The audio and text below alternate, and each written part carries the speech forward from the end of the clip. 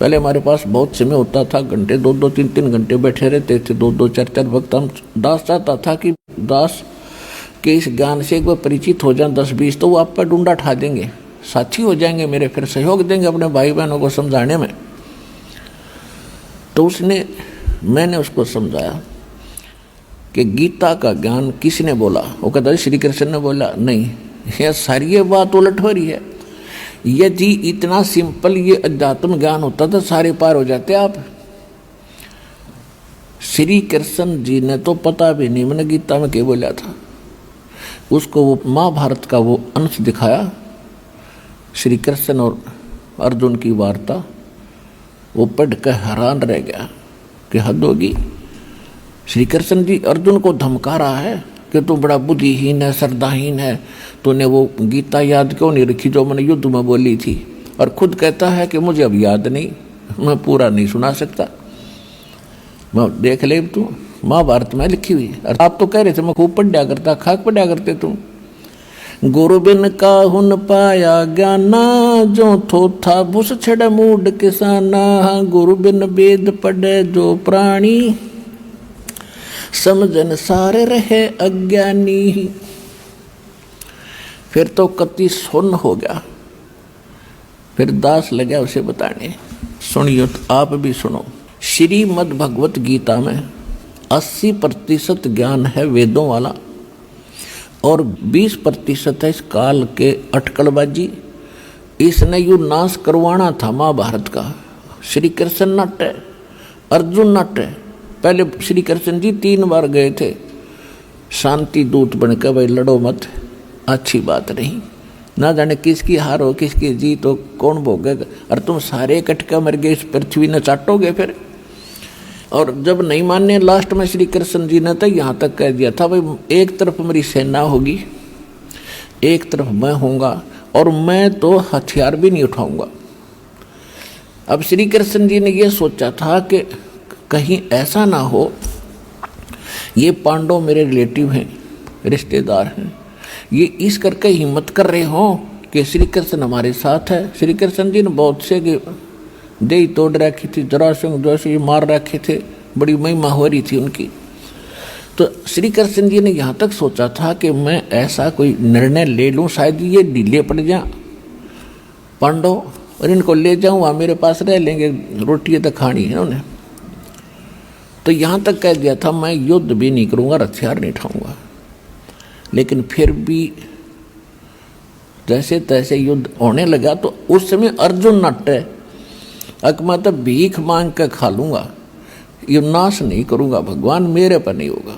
और भगवान ने कहा उठा ले हथियार, तो देख तेरे दोनों हाथों में लाडू हैं। अब फिर वही भगवान श्री कृष्ण कह रहा है, लेकिन वो नहीं कह रहा था श्री कृष्ण में यो काल प्रवेश कर गया, यो नाश करना है काल। इसका नाम है काल। गीता अध्याय नंबर 11 के श्लोक 32 में स्वयं कहता है कि मैं काल हूँ अर्जुन, और सबका नाश करने के लिए ईब आया हूँ, परवर्त हुआ हूँ। श्री कृष्ण तो पहले ना वहीं उपस्थित थे।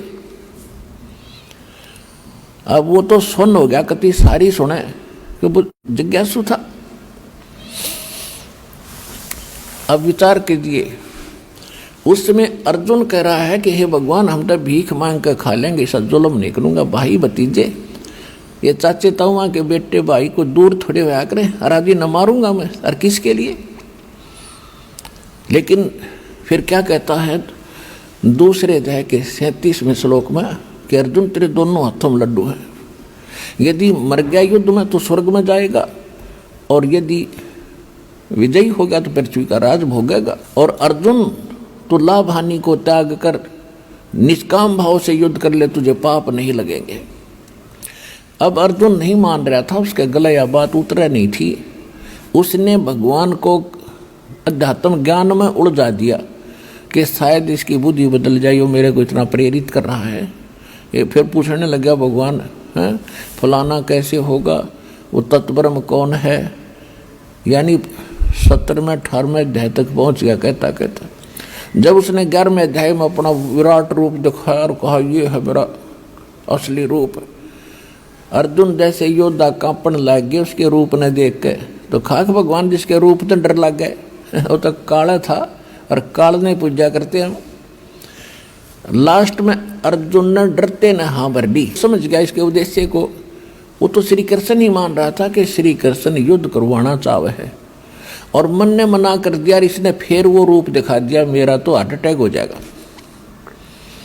तो डरते न हाँ भर ली, महाराज मैंने सारी बात समझ ली और आप जो कहोगे वो ही करूँगा। ठालिया लठ हो गया नाश। महाभारत का युद्ध समाप्त हुआ, कौरवों की हार हुई, पांडव विजयी हो गए।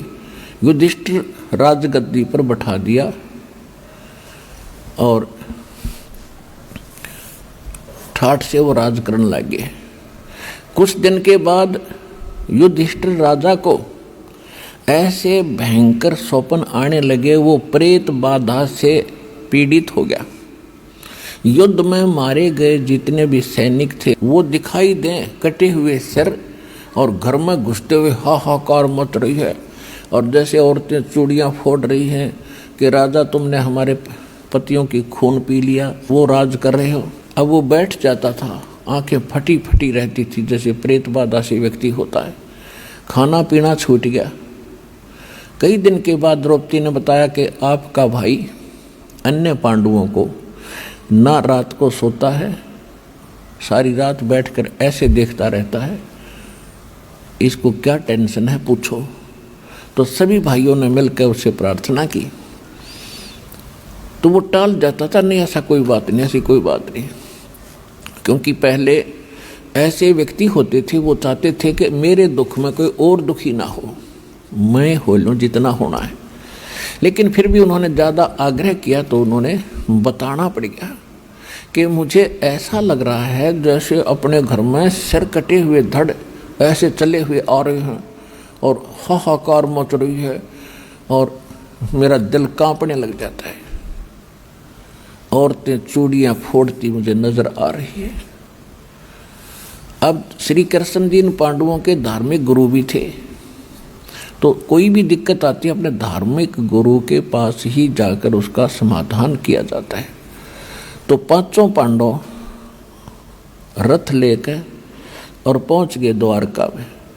श्री कृष्ण जी से कारण जानना चाहा।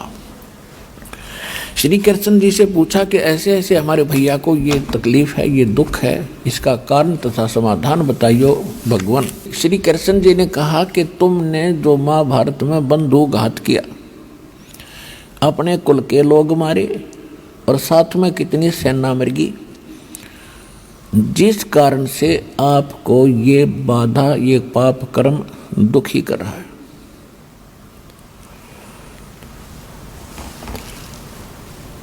तो उस समय अर्जुन को एक बहुत जबरदस्त झटका लगा कि कमाल की बात होगी, जब महाभारत के युद्ध होने से पहले मैं मना करूं था भगवान, मैं नहीं युद्ध करता, और अर्जुन का मना कर देना युद्ध खत्म हो जाना था।